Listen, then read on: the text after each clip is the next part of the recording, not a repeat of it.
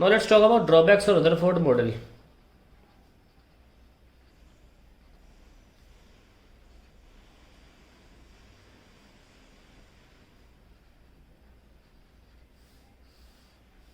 दो ही main drawback हैं इनके। पहला ड्रॉबैक तो ये है कि that according to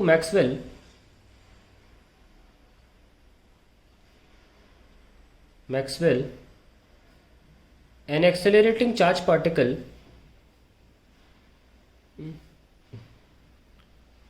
particle emits radiation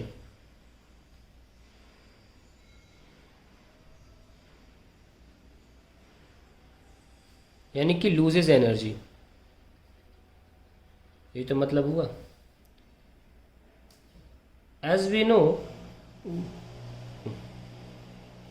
an electron revolves around nucleus in circular path,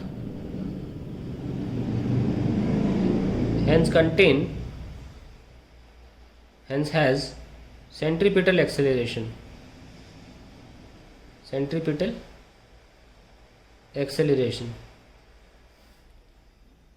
Thus it should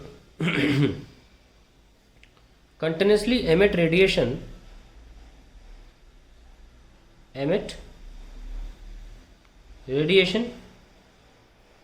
lose all its energy, and finally fall into the nucleus.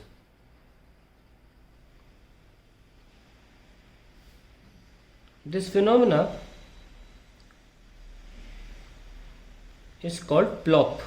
इसको plop बोलते हैं। होता नहीं है लेकिन ऐसा बोल दे, इसका नाम दिया है प्लॉप। कहा गया है कि if it's calculated then around 1 nanosecond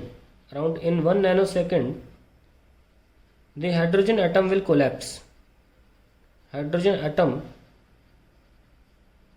collapse. That is, electron will die into the nucleus. ऐसा होता नहीं है लेकिन। तो इसका मतलब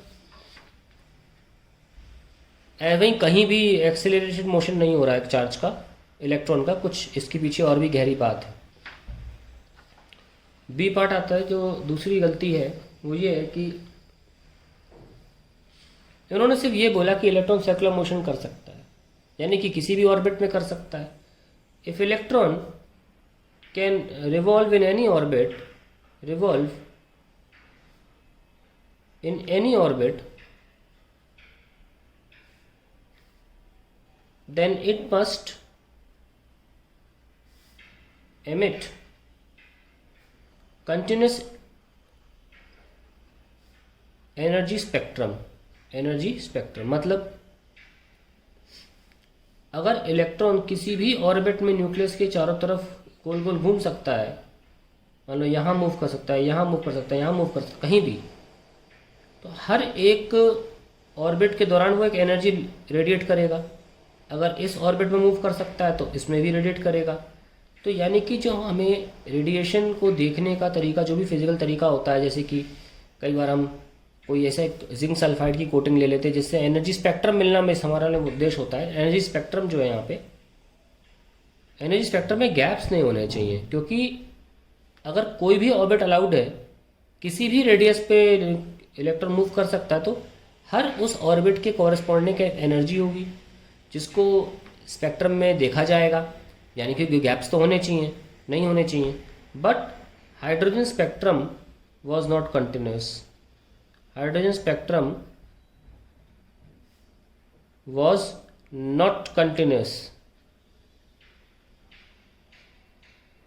तो यानी कि ये बात भी गलत साबित हुई कि किसी भी ऑर्बिट मूव कर सकता हो। ये दो काफ़ी बड़ी गलतियां थी या कमियां थी, जिसके बाद अब हम पढ़ेंगे नील्स बोर का मॉडल ऑफ एटम।